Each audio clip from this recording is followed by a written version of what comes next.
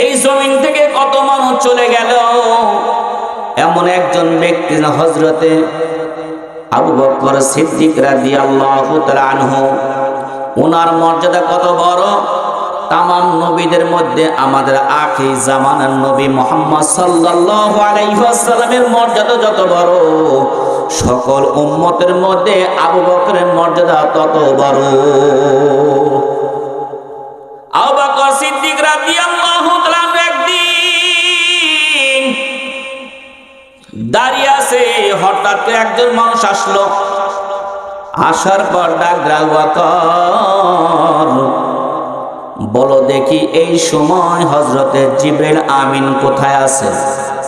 খেয়াল করে আবু বকর কেমন মানুষ ছিলেন, একটু খেয়াল করে আবু বকরের জিন্দেগি কেমন কাটিয়েছেন। সিদ্দিক আকবর রাদিয়াল্লাহু তাআলা প্রশ্ন করলেন, ভাই আবু বকর বলো শুনি এখন জিবরাইল আমিন কোথায় আছেন? আবু বকর সিদ্দিক রাদিয়াল্লাহু তাআলা চোখটা বন্ধ করলেন। খোলার পরে বলতেছেন, আবু বকর বলতেছি আমি, আসমানের মধ্যে জিবরাইল নাই। আবার চোখটা বন্ধ করলেন। কিছুক্ষণ পর আবার খুলে বলেন, আবু বকর বলতেছি জিবরাইল জমিনেও নাই।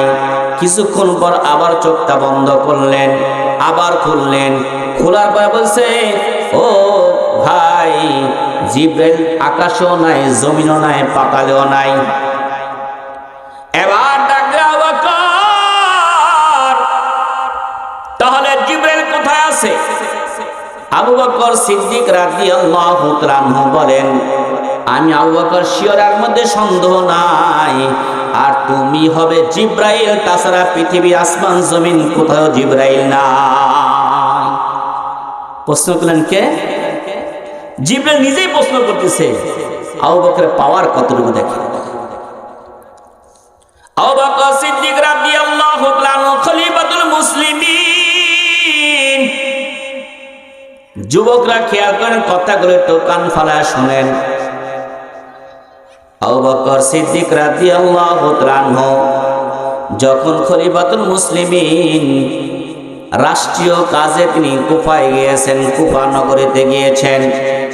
যাওয়ার পর হঠাৎ শুনতে পান কিছু মানুষ এসে বলতেছে, ও খলিফাতুল মুসলিমিন আপনি এসেছেন। আমাদের দেশের মধ্যে একটা যুবক মানুষ ছিল, যুবক মানুষটা মারা গিয়েছে। আপনি যেহেতু উপস্থিত, মেহেরবানি করে আপনি একটু এর জানাজা করে দেন। আবু বকর সিদ্দিক রাদিয়াল্লাহু চিন্তা করলেন, ঠিকই বলেছে, যেহেতু আমি এসেছি, এই দেশে একটা যুবক মারা গেছে, জানাজা করে দেন। আবু বকর সিদ্দিক রাদিয়াল্লাহু তাআলা বললেন, ঠিক আছে, কাফন দাফনের ব্যবস্থা করো। আবু বকর সিদ্দিক রাদিয়াল্লাহু তাআলা কে জানাজা করলেন, কাফন করলেন, দাফন করলেন। দাফন করার পর কিছুক্ষণ পরে একটা মহিলা এসে বলতেছে, ও খলিফাতুল মুসলিমিন আমাকে একটু মেহেরবানি করে যুবকটা দেখান।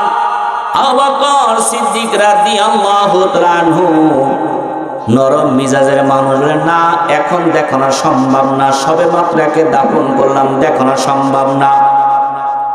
আবার আবু বকর একটু যুবকটা আমাকে দেখান। আবু বকর সিদ্দিক রাদিয়াল্লাহু তাআলা এবার নিষেধ করলেন, না দেখানো সম্ভব না। কিছুক্ষণ পর আবার বলল, ও খলিফাতুল মুসলিমিন এই যুবকটা সবে মাত্র দাফন করলেন, আমাকে একটু দেখান, আমি একটু দেখতে চাই। বারবার যখন বিরক্ত শুরু করেছেন, এক পর্যায়ে আল্লাহর বান্দিকে লক্ষ্য করে বলে, ও আল্লাহর বান্দি এই যুবকের সাথে তোমার কি সম্পর্ক? উত্তর দেয়, এটা আমার ওরজ্জার সন্তান, আমার কলিজার টুকরা ধন। এই যুবক আমার ছেলে, মারা যাওয়ার পরে এক নজর দেখতে পারি নাই, মেহেরবানি করে আমাকে একটু দেখার ব্যবস্থা করে দেন। ওই সময় এরকম মোবাইল ছিল না, খবর দেওয়ার মতো কিছুই ছিল না। পাহাড়ি এলাকা জমিন। আবু বকর সিদ্দিক রাদিয়াল্লাহু তাআলা মানুষদেরকে ডাক দেন, ঠিক আছে একটা সাইড বাসটা সরায়া একটু দেখার ব্যবস্থা করে দাও। এবার আবু বকর সিদ্দিক রাদিয়াল্লাহু তাআলা আনহুর কথা অনুযায়ী কুফার যুবকরা যখন কবরে এক পাশে মাটি সরাইয়া যখন দেখতে গেল, দেখার পরে সুবহানাল্লাহ সুবহানাল্লাহ, যেই লোকটাকে সবে মাত্র দাফন করা হলো, এই লোকটা সবে মাত্র দাফন করা হলো, অথচ সামান্য আধা ঘন্টা পৌনে 1 ঘন্টা সময়ের মধ্যে এটার কবর নাই, কবরটা জান্নাতের বাগানে পরিবর্তন হয়ে গেছে। আল্লাহ আল্লাহ তো মেরা মাবুদ হায়, আল্লাহ আল্লাহ তো মেরা মাশুক হায়। আবু বকর সিদ্দিক রাদিয়াল্লাহু তাআলা আশ্চর্য হয়ে গেছে, কি ব্যাপার? এই যুবকটাকে জীবনে কি আমল করেছে যার কারণে মাত্র আধা ঘন্টা পূর্বে যাকে দাফন করলাম, এই দাফন করার সঙ্গে সঙ্গে এখন কবরটার কবর না জান্নাতের বাগান হয়ে গেছে।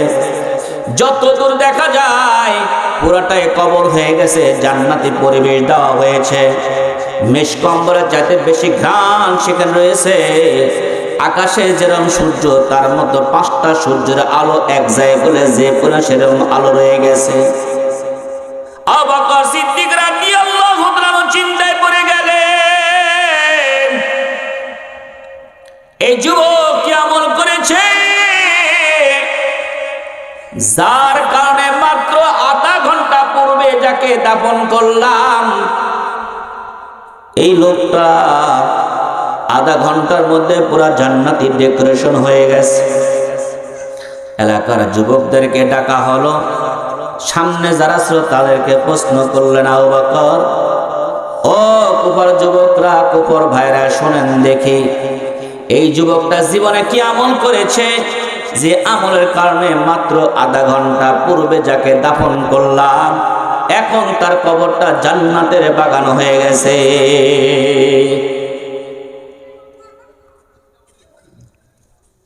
সমস্ত মানুষেরা বললেন, হুজুর, এই মানুষটা যদি আপনি দেখতে পাচ্ছেন জান্নাতে, কিন্তু তার জীবনে তেমন কোনো ভালো কাজ করে নাই।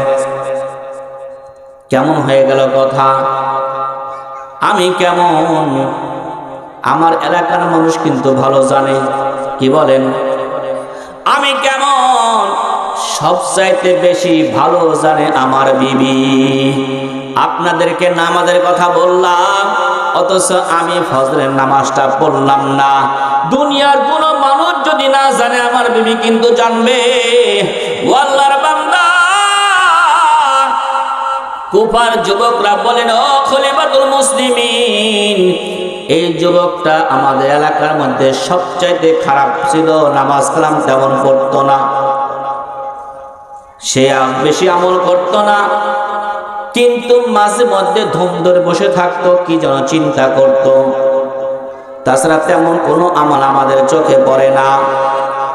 আল্লাহর বান্দা আবু বকর সিদ্দিক রাদিয়াল্লাহু তাআলা আনহু চিন্তায় পড়ে গেল, কি ব্যাপার? এলাকার মানুষের রিপোর্ট একরকম, আমি বাস্তবে পাইলাম আরেক রকম। কি ঘটনা?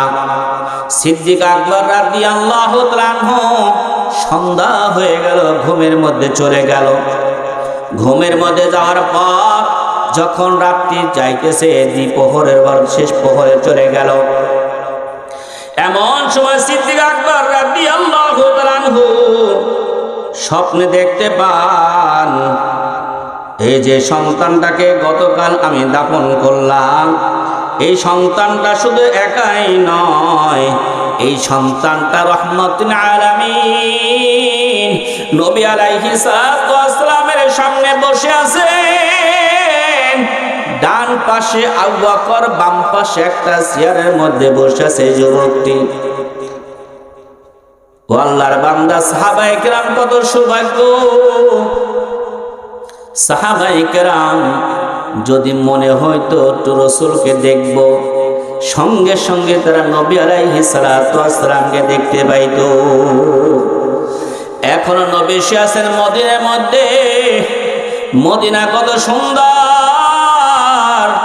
ও বান্দা, মদিনায় যাওয়ার নিয়ত আছে না নাই?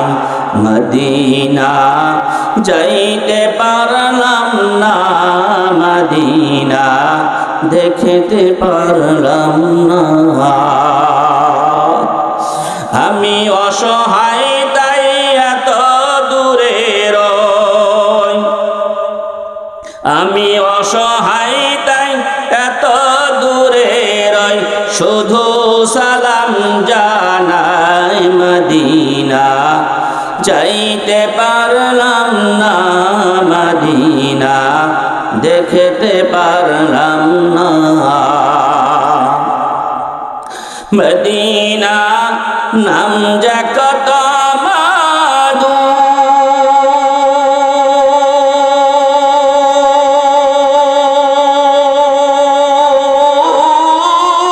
মধুর, মদিনা আর যে কত দূর, মদিনা নাম যে কত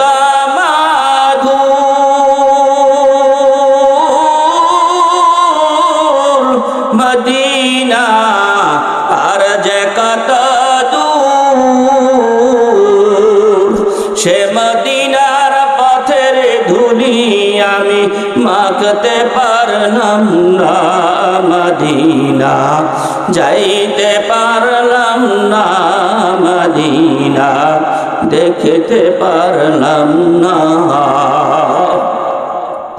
মদিনার নাম যে এত সুন্দর,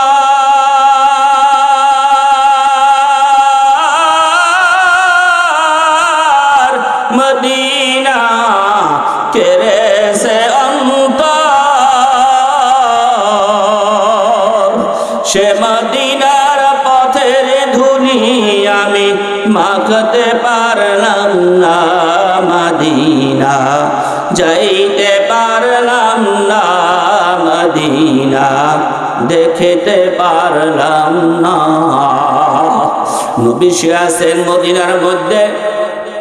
সাহাবায়ে কেরাম যখন মনে হইতো নবীকে দেখতে, সাহাবায়ে কেরাম যদি মনে হইতো আমি নবীকে দেখব, সঙ্গে সঙ্গে তারা নবী আলাইহিস সালাতু ওয়াস সালামকে দেখতে পাইতেন। শুধু সাহাবায়ে কেরাম না, আমাদের বাংলাদেশে একজন গর্ব ছিলেন হযরতে হুসাইন আহমদ মাদানী রহমাতুল্লাহি আলাইহি। তিনি একদিন না, দুই দিন না, 16 বছর পর্যন্ত নবীর রওজার পাশে গিয়ে বুখারী শরীফের দর্স দিয়েছেন। একদিন ছাত্ররা বুখারী শরীফ পড়তে পড়তে একটা হাদিস আসলো, নবী আলাইহিস সালাতু ওয়াস সালাম কবরে জীবিত না মৃত্যু। এই কথা হাদিসটা যখন আসলো, হুজুর বললেন নবী আলাইহিস সালাম কবরে জীবিত। ছাত্ররা বললেন হুজুর কেমন করে সম্ভব, একটু বুঝায় বলেন। এক পর্যায়ে হুসাইন আহমদ মাদানী রহমাতুল্লাহ ডাকলো, ছাত্র দেখ নবী আলাইহিস সালাম কবরের মধ্যে এখনো জীবিত আছে। সমস্ত সাহাবীরা, সমস্ত ছাত্ররা ওইখানে যারা ছিল সকলে দেখেন, হ্যাঁ নবী আলাইহিস সালাম কবরে জীবিত। শোনো, বলবেন না? ওরে আল্লাহর বান্দা, নবীর উম্মতের দান হযরত আবু বকর সিদ্দিক রাদিয়াল্লাহু তাআলা আনহু তিনি বললেন আশ্চর্যের কথা। এলাকার মানুষ বলে যে ইনি অত্যন্ত খারাপ মানুষ ছিলেন, অথচ আমি দেখতে পাচ্ছি এই মানুষটা নবী আলাইহিস সালাতু ওয়াস সালামের কাছে